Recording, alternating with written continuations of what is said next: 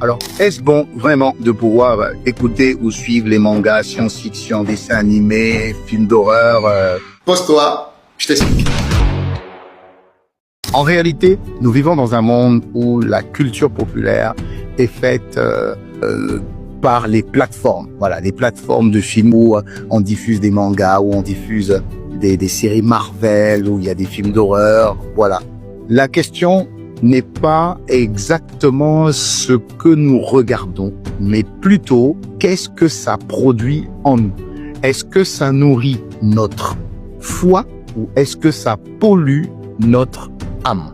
C'est la question qu'on doit se poser. Alors, la première chose qu'il faut comprendre, c'est que la Bible dit dans le livre de 1 Corinthiens 6, verset 12, la Bible dit « Tout m'est permis, mais tout ne m'est pas utile. Tout m'est permis, mais je ne me laisserai pas asservir par quoi que ce soit. » Donc, il faut se dire une chose. Le problème, c'est que quand je regarde ces films, j'avoue, moi aussi j'ai regardé. Il n'y a pas de souci par rapport à ça. Mais qu'est-ce que ça a produit en moi? Qu'est-ce que ça a communiqué en moi? Parce que rappelez-vous, il y a des influences peuvent rentrer à l'intérieur de vous par simple porte. Ce que vous voyez, ce que vous sentez, ce que vous touchez, ce que vous entendez, ou encore ce que vous goûtez. Voilà. Donc, le film que vous êtes en train de regarder, est-ce que ça suscite en vous, par exemple, si je parle des films d'horreur, beaucoup de gens aiment regarder des films d'horreur. Est-ce que ça suscite en vous la peur, la confusion, des cauchemars? Est-ce que ça produit des cauchemars? Est-ce que ça suscite en vous la timidité?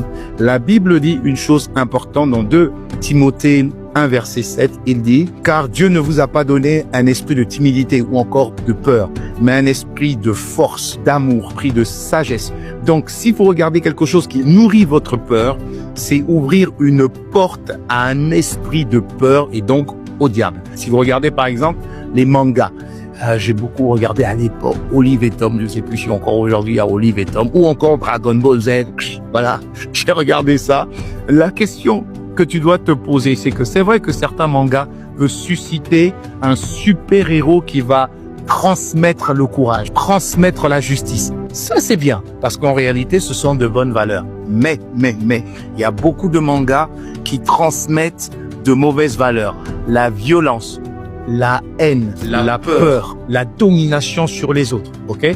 C'est vraiment pas le manga en lui-même, mais c'est ce que le manga transmet quand tu le vois, quand tu le reçois. Qu'est-ce que tu reçois en fait quand tu suis ce manga-là? Le principe qui est aussi important, c'est le principe du discernement. Quand vous regardez ces séries, qui peuvent être bien ou moins bien, le bien et moins bien